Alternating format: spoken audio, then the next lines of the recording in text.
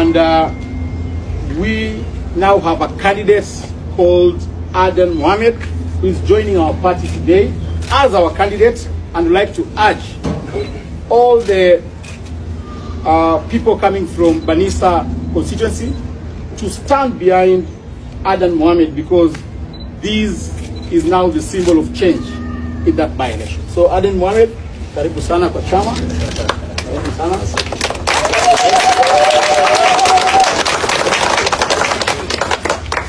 In the same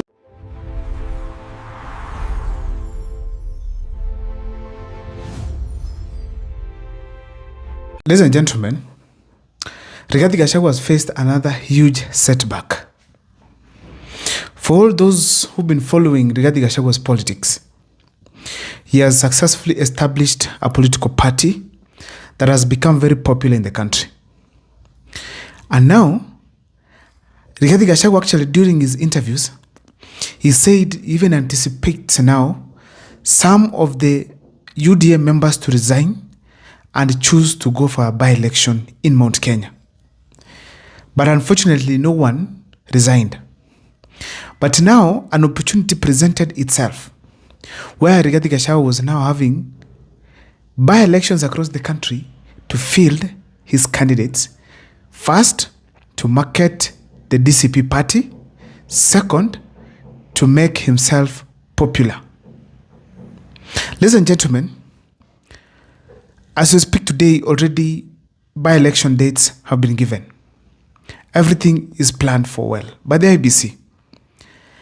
And the DCP party started very well. They announced that they are going to field candidates in almost all the by-elections in the country. Now, as we speak, some strange things have happened. And ladies and gentlemen, that's what I want to take you through here on this particular channel. But before I do so, if this is the first time you're watching my videos, please make sure that you subscribe, like, and comment, because that is the best support you can always give this channel. Let me dive into this topic here without much wasting of time. Strange things have now happened. When we all expected Rigathi Gachagua to field a candidate at Mbeere North, they later on withdrew the candidate and gave it to Justin Muturi, DP party. I've done an extensive analysis on the reasons as to why the DCP people decided literally to hand it over to who? Justin JB Muturi. People are saying that the candidate for DCP was quite strong. And actually, I think it's the one who has joined now Chama cha Kazi, for Moses Kuri. Now, that was the first by-election where people really expected Rigathi Gachagua to field a candidate, but he went ahead to withdraw the candidate. It was a disappointment to the DCP fans. You know, the people of Mount Kenya were expecting to see, actually the entire country, were expecting to see Rigathi Gachagua go for that race, beat President William Ruto, and take it home. But now, he withdrew that particular race in that particular by-election. It was disappointing, let me tell you this. And I think Rigathi Gachagua really wanted to field a candidate there.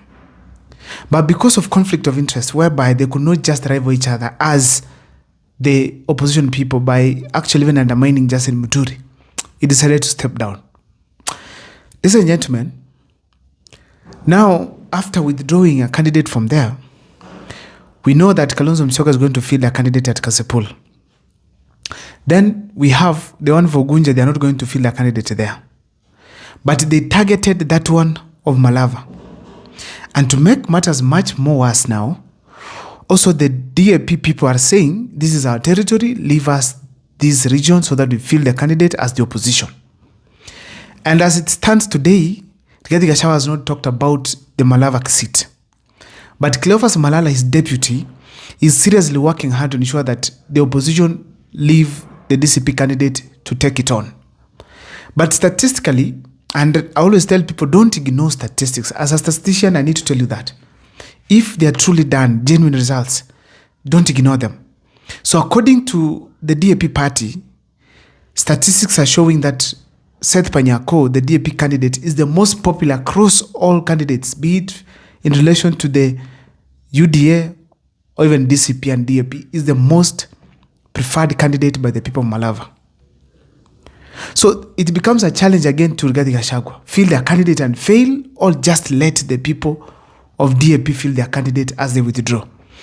I'm strongly convinced that probably again, Rigathi Gachagua is going to withdraw the candidate from there and allow the DAP people to field the candidate. Ladies and gentlemen, as if that is not enough, you know, after Malava is gone, Mbeere North is done, Kasipul is done, Ogunje is done, all eyes were directed to Banisa in Mandera. And as we speak today, surprisingly, the Banisa candidate, who was actually the most popular, has stepped down, and I hear that is allegedly, it's alleged that he has already gone to State House and they've had a handshake there. So that is another big blow to Rigathi Gachagua, in that as we speak today, he does not have a candidate in any parliamentary seat except that of Malava, which is also likely to withdraw. These by-elections were supposed to weigh Rigathi Gachagua and give him a trajectory like, are you capable? But now if he withdraws from all of them, there's a big problem for him. Now, ladies and gentlemen, one thing I want to tell is this. The withdrawal of candidates, either by Rigathi Gachagua's consent or not, has some impact on him.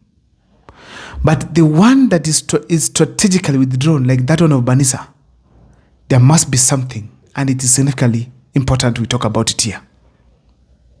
Why was this candidate, who was rich, very popular, decide to withdraw? First, it is the intervention of President William Ruto. William Ruto intervened and saw that the DCP might take this seat. Gachagua also talked about the issue to do with the Jubaland soldiers. So the people of Mandera were starting to develop a soft spot for Rigathi Gachagua. And William Ruto felt like if that will happen, that this guy is going to the ballot, and considering how wealthy he is, then probably there's a big statement that is going to be made in northern Kenya, that William Ruto is not popular. And yet we know that he's the most popular now amongst the people of northern Kenya. Ladies and gentlemen, William Ruto worked hard to ensure that candidate is out. He could have been paid, he could have been convinced, or anything, but the fact is, he has withdrawn. That injures Rigathi Gachagua deeply. Why?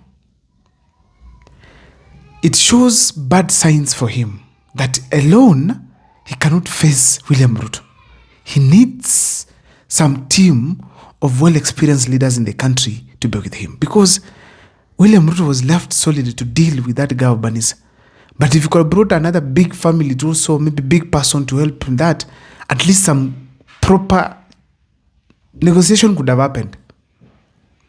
So Rigathi Gachagua has seen that it's not all about having popular candidates. It's not all about being popular. It's not all about orator skills. There must be a deeper thing that must be done for you to be a person to be considered on the political platforms in this country. So William Ruto was doing this to thwart his efforts of making Rigathi Gachagua a better leader. So meaning that Rigathi Gachagua, even if William Ruto cannot deal with him on the mic, he's better, of course, we know that. But William Ruto can always use other strategies to bring him down. Now, this Banisa thing, it also shows another thing.